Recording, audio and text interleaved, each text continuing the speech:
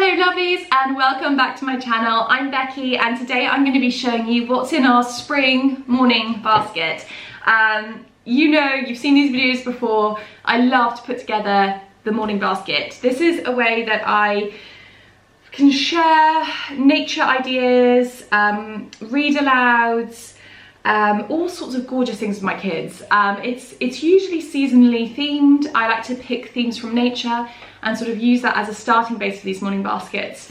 But it really is just a way of gathering together as a family, reading books, learning, and it's just a wonderful thing. This basket kind of started out as a homeschooling thing. Both my boys were homeschooled for a while. Rupert was homeschooled until he went to P1. But now he's at school, I've carried on doing the morning basket. And obviously Toby's going to be homeschooled next year. He won't be going to preschool. But Rupert is at school and he chose that as what he wanted to do, and it's actually worked out to be amazing. He's flourished in the setting, he loves it, he's literally found the dream school. So this is something that I still do with him. Some of the things are obviously going to be more for Toby, but Rupert still gets so much out of this basket. So I just wanted to tell you that because a lot of you ask, am I homeschooling my children? The answer to that is yes and no. So I don't really know what I'm going to do in the future with Toby. I think I'll just give him the option. Like if he wants to go to school and he loves it, then great. If not, he can be homeschooled. I am very easy when it comes to that. Whatever makes my kids happy. So let's dive into this beautiful basket. I've got so many goodies in here to show you. So yeah, where do I even start?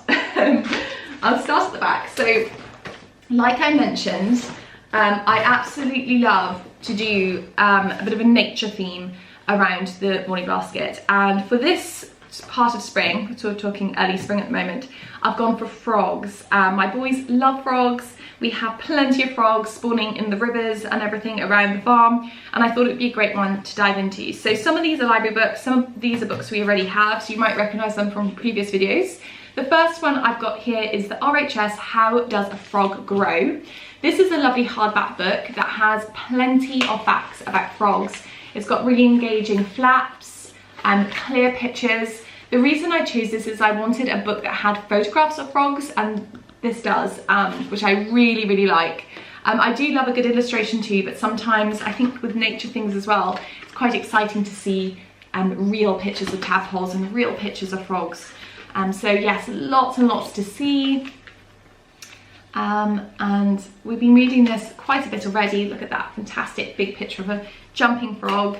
And at the back there's different types of frogs that you might see as well, and different habitats where they live. So really, really interesting. There's a nice life cycle at the back and a fantastic book. I highly recommend this, and it really does, you know, it's done us quite a long time now. Like I said, Rupert's 5 and he still could get a lot more out of this, so a really good investment. This book is new for us this year. I purchased this one. It's Growing Frogs by Vivian French. This is part of the nature storybooks by Walker Books, which we really, really like. It's a whole series. Oh, here it is. There's all different books in it. We have quite a few of them and they're really nice. So I thought I'd go ahead and invest in this one. This is probably for about a 5-year-old up, but I've been reading it to Toby and he really likes it. So it could be something that you invest in when your kids are younger and actually they carry on enjoying it and eventually learn to read it themselves. So it just basically goes through how, you know, the story of a frog, and this little girl is collecting the frog spawn and she rears them at home. And there's some counting, there's lots of interesting pictures showing you how the frogs grow. Really engaging because it's through a child's eyes. And there we go, some lovely more pictures, some froglets, and of course at the end they release them outside. Very, very nice book. We've read this quite a few times now and both boys love it. I think it's just so colourful, really nice illustrations in it, but also packed with facts. Some of the pages I cut down on the words for Toby, and then, you know, you can expand on that with slightly older children. We have another book. This is Leapfrog. This came with our Little Learners subscription box. I'll link it below. And this is quite nice for counting, so it has lots of counting in it. It's an interactive style book, so you have to like do things to kind of make the story progress, which I really like. Again, very bright and colourful. All about this little tree frog. There's a nice counting tree here. So yes, this one I thought would be quite useful teaching about frogs, but also about counting. Toby is obsessed with numbers at the moment, so I pulled that one out especially for him. And then one from the library, Fabulous Frogs by Martin Jenkins, illustrated by Tim Hopgood. This is also another nature storybooks published by Walker, and when I saw this in the library I thought, oh, I have to have that. So I haven't actually read this yet, so I'm actually flicking through it with you. So lovely big picture of a Goliath frog and little tiny frogs. So yes, going through all the different types of frogs, I think. Really fun. Great illustrations. Some fun coloured frogs. Yeah, so it's going through basically all the different types of frogs. And what I love about this one is that you've got the simple text at the top, and then there's some more detailed writing at the bottom with some extra facts. So I think this one is going to be very, very entertaining for the kids, and I'm looking forward to learning more about frogs as well. I do have some more froggy things in here, so I'm going to hunt them out. Bear with me while I search through this big bag. I think this is probably where the froggy things are. So yes, I put it in here. So these are some printouts that I did last year. This is the life cycle of a frog, and I'm pretty sure this is from Fiddlesticks Education. It's laminated, which is quite handy when we're doing work on the table. And then in here,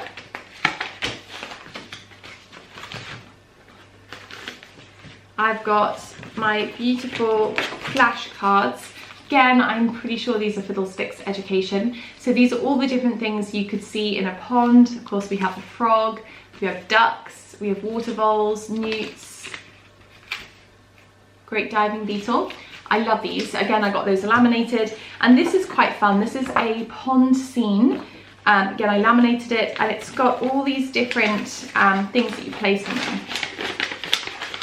So it's got counting lily pads, it's got frogs, it's got tadpoles, and you can sort of place them on the scene like so, and then you can use your lily pads and do some counting. So I brought that out from last year as well, and we'll definitely be playing with that. So a nice little addition to a bit of frog study.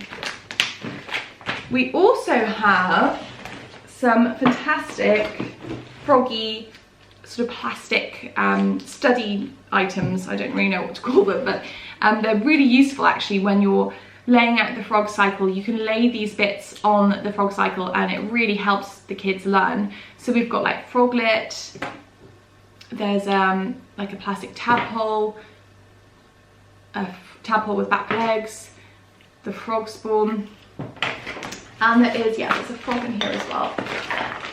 Oops. And there's the frog, and the frog is brilliant. He's really nice and big and solid, really solid plastic, and I was so pleased when I got these because they are so much chunkier and better quality than I thought they were going to be. I'm going to link them below. I got them off Amazon, really good. You can also put them in a sensory tub and have a bit of playtime with that. Yeah, they're just brilliant. You can bring them outside. We use them a lot when we are looking at our frog cycle and trying to figure out what comes next. So I really like that. It really does work so well alongside learning about frogs. I do recommend those. I think you can also get things like that for butterfly cycles and things like that too. So we'll probably get more of those because they're so great. I think that's all the froggy stuff. So I'll move on to some of our poetry books. If you've followed me for a while, you know that I love this book, A First Book of Nature by Nicola Davis, illustrated by Mark Harold, who I adore. This one has just such a gorgeous chapter on spring. Just even look at this. Oh, so beautiful. It's ridiculously beautiful, this book. And there's lovely little nature poems and ditties to bring in various themes. This is a lovely one on frogs, which obviously we'll be reading a lot of. pumpkins. And if you don't have this, definitely look at investing into it because it is just so stunning. Really, really beautiful. Look at that, so wonderful. So that is one that we always have in our basket, and it really is just perfection as far as books go. We have here another little bag of bits and pieces. These are poems from Little Acorn Learning. I think I'll link it below, but that comes with a whole pack of stories and all that kind of thing, and these are the poems. And then also one of our cards. These are from At the Cherry Tree, and they're so fantastic. I've got April's one up here. This is March, and it tells you all the different things that on the back. So for example, it says March sees the arrival of spring as the days get warmer and wildlife starts to emerge. It's the breeding season for amphibians, so ponds will be full of frogs and frog spawn. And then you can find all the different various things in it. So there's some primroses, there's some boxing hares, there's a little song thrush. Very, very cute. And what we like to do with these is just place them up here on our decorative wheel, and I just change them as the months go. So there's our poems. I also have another little bag of At the Cherry Tree cards. As you can see, this one's filthy because we take this one outside with us. They're really dirty, I mean, covered in soil. But this is so much fun. These are spring bulbs. We also have the flower one as well. And for example, they have things like cyclamen, daffodil, snowdrop covered in mud, Star of Bethlehem, whistling jack, bluebell, great hyacinth, tulip, so squill, snake's head, fritillary, that kind of thing. So these I thought would be perfect for the entirety of spring. I mean, tulips tend to come out in May, so while obviously things like the snowdrops are starting to die off, we have been using those to do a kind of matching activity. So what I do is I put these in the bag, we go outside, and I will usually pick about 3 that I know will definitely see, 3 or 4. And I'll say to my children, right, can we go find a daffodil? And then they'll take the card and they'll run around the farm and they will find a daffodil and they'll find the snowdrop and that kind of thing. And even with things like the cyclamen, which wasn't out yet, but the leaves were, we identified the leaves and matched them using the card and then learnt the word cyclamen. So a really, really fantastic game to play outside. Doesn't take too much time or effort, but really makes a nature walk so much more fun. So I love those. And they're laminated, so they last a lot longer than they would if they were just paper. I've got a bit more poetry here. This is a poem for every spring day, edited by Ali Esri. This one has just got a poem for every day, sometimes 2 poems. Most of them are appropriate for children. It's something that I like to dip into too, and if I find a good poem, I mark it and read it out to the boys. Another book that contains poems, stories, and music is the Windstone Press Spring Book. I love this. It's so sweet. It contains poems like A caterpillar crawled to the top of a tree, a farmer once planted some brown little seeds, and then songs like Caterpillar creep out, Come, oh come you little gnomes, Cuckoo cuckoo messenger clear, and stories like Goldilocks and the 3 bears, the hare, the rooster and the little hen, the rabbit and the carrot. And you can just go through this and pick out some stories or some songs. I usually have a recorder in the bag and I can then play out some of the songs and we can learn them. Really, really lovely. I also love to have a playlist of songs. And on Spotify, I follow Eloise Rickman's, my brain is literally trying to work as I say this, Eloise Rickman's Spotify playlist, and she's got a lovely one called Beautiful Childhood Spring, I think, and we play that a lot. It's got a gorgeous song about rainbow, which we love, and it goes quite nicely along with that, I think. Okie dokie, so moving along, I've got Planting a Rainbow by Lewis Echlert, and this one is great for learning colours. It's a very sweet little board book and perfect for Toby at the moment. I'll just flip to the end, you can see all the different colours, and then obviously it teaches you all the different names of the plants as well. So a really lovely book for a keen little gardener. but also someone who needs to learn his colours. So yes, I've been using that a lot with Toby, and it's working very well for colours. Another thing for just learning is a shape book. This is Brown Rabbit's Shapes. I've shown you this quite a few times before. The little rabbit blows up different coloured balloons and lets them go, and the boys love to do this. I actually have a packet of balloons at my desk, and often we will blow up different shaped balloons and let them go, and the boys go crazy for it. And that's all thanks to this book that I got that idea from. So yeah, one that we really like, a real classic for us, and I haven't really felt the need to buy another shape book. I just like that one. I think it works quite well and is very, very sweet. Okay, let's see what else I can show you. I don't want to show you too many things I've shown you before because that gets a bit boring. I've got the Whimsy Days morning basket for March. I had this last year, but I do like it. It's quite a small little printout, doesn't cost a lot to download, and again it contains some songs with the music. It contains some little finger plays and poems, and then a story to read out loud. A couple of stories actually, and then at the end, which is quite fun, they do have some artwork that you can explore together, and they print out really nicely, and it's quite nice to have that as well. So I do like these little morning basket books by Whimsy Days. I think they are quite sweet, and they have such a nice variation of content. Even though they're small, they're kind of perfect, so I do like those. Another lovely thing is A Year in a Day magazine, and this is the Pond Life issue.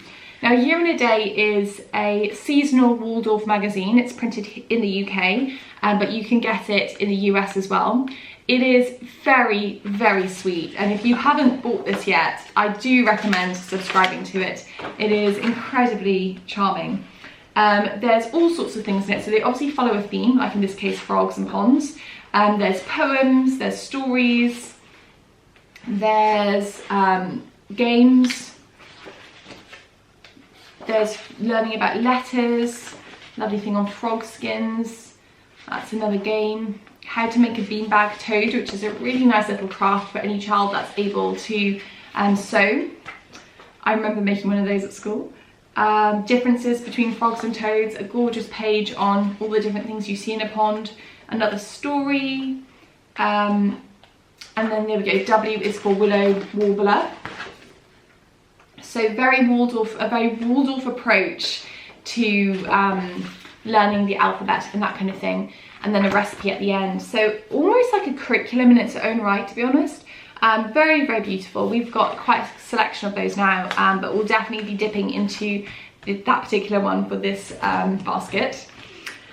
Okay, so I've also actually gotten here, this is not relevant to the theme of the morning basket, but I do use this, so that's why I popped it into the bag. It's our Oaky magazine. I really like this magazine. It comes with no plastic, it's on recycled paper, and it's got lots and lots of activities for kids. I've reviewed this before in my video on favourite magazines and subscriptions, but it's got recipes and activities, and it really does keep kids pretty entertained. So I do recommend this. I really like it, and it's something that I do use with the kids a lot, so that's why I wanted to pop it into the basket to show you. We have a little storybook, The Tale of Mr. Jeremy Fisher by Beatrix Potter. Again, a perfect little storybook for the theme of the basket. I've got our Slow Down book, which I've shown you loads of times, and then usually what I do is I just mark the relevant page, in this case the frog, and then I can read that out to the boys. I've also got our Molly Brett alphabet book. We like flicking through this one as well. Very sweet. Out of print, but you can find it secondhand.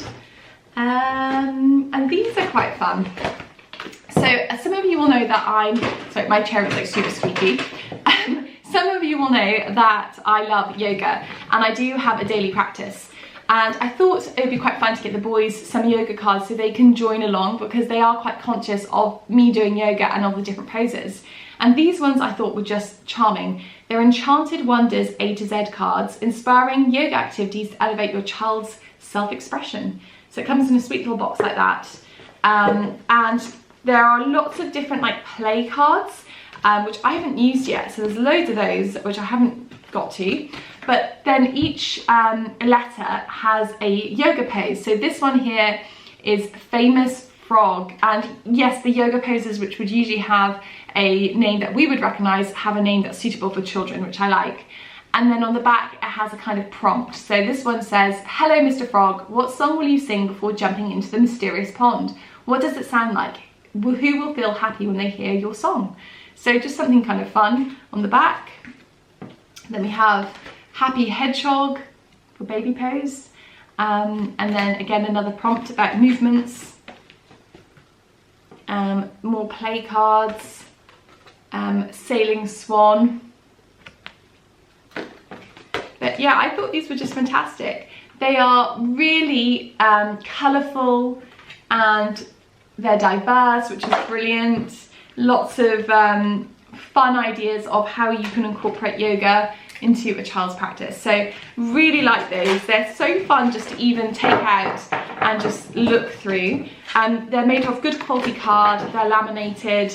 I really like these, and I can imagine us using these for quite a while in the morning.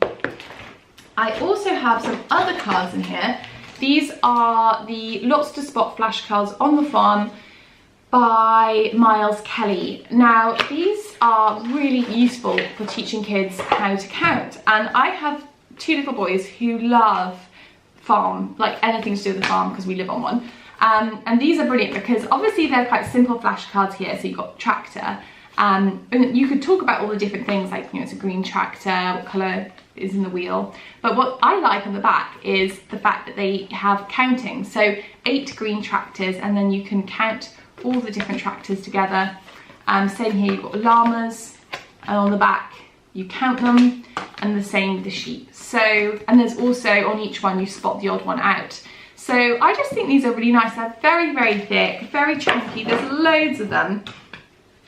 Like, ooh, wheelbarrow, 9 red wheelbarrows. Again, spot the odd one out. We've got scarecrows, some geese. So there's just so many. There's a huge quantity of these cards, and I just love them. I think they're just really nicely printed. They feel nice, but they're quite handy with the counting. Because obviously, you know, the flashcards of the farm, they're only going to work for quite young children, but these are a little bit more useful for teaching them about counting. But you could also come up with a fun game and create a story and lay out the different cards and come up with a fun story about like the chicken or the combine harvester or, you know, the goose and the llama. I feel like there's so much we could do with these that we haven't really even touched upon yet. So I really like those, and I think they'll probably hang around for a while. Okay, so we are getting there. I've got some things which I've shown a ton of times, like the Bob's books, these Learn by Doing shapes, which are really handy. They are wipeable, so you can draw on them. I've got a sweet little whistle. I love things like that. That's a whistled owl. We have our train whistle. Just to keep them entertained. And then I do have a bag there, so I'm not quite sure where it ended. But I was just about to say, I also have a little bag of sensory toys. These ones are so fun. They're these little rubbery circles by the brand Ticket. And it also comes with much bigger ones that we use in our sensory den. But these ones are quite nice because they have like all different textures. Like there's a bumpy one. And these are nice if your child likes to fidget a lot. Then they can kind of hold one of these and just like feel it in their hands, and it is actually really nice. I don't really like to fidget, but actually feeling those is quite relaxing. But you can also put these into like a sensory bin, like a big bin of rice or foam or something, and they're so much fun to like go and explore and pull out. So I like to have things like this in the bag as well, just in case, you know, I want to read a story and they need something to do. So those are quite useful. Talking about reading a story, I do have a read aloud in here. It is the Enid Blyton Magic Faraway, The Enchanted Wood. I grew up reading the Magic Faraway books. I really liked them, and I thought it was time to start reading them to the boys. And I wanted to find a really pretty edition, and I came across this one. It's don't actually know who it's illustrated by. See if I can find out. No, it doesn't tell me. I'm sure it's in here somewhere. Illustrated by Mark Beach. And it's quite nice because there's quite a few illustrations within this. Not every page has one. I'll see if I can just sort of flick through it. There's one. Really fun illustrations all the way through. And that just makes it a little bit funner to read to younger children, I think, because every now and again you can show them a picture and it kind of helps them along, sort of keeping up with the story as such. So we've read a few chapters of this and the boys adore it. They really, really like it. Even Toby, he's a bit younger. And it's so lovely to do read alouds with the children. It makes me so happy. It's so nice that they're getting to that age now that I can start bringing out sort of classic kids books and read them out loud. So that's a lovely thing to do in the morning as well. And I'm pretty sure that is it. So that's it. I'm going to leave the video here, tidy this all away and go make myself a cup of tea. I hope you enjoyed this video. If you did, make sure you give us a thumbs up, subscribe, leave a comment, and of course make sure you also support the channel over on patreon.com. There are 3 different tiers to choose from with bonus vlogs, Zoom calls, and just tons of content, so do check that out. I've also written my own book called The Garden Apothecary this year. It's all about using beautiful wild and cultivated plants from the garden and making them into gorgeous remedies. I'll link it also below if you want to check it out. It'd be great if you could support the channel by purchasing a copy. Thank you so much for watching, and I'll be back soon with another video. Bye!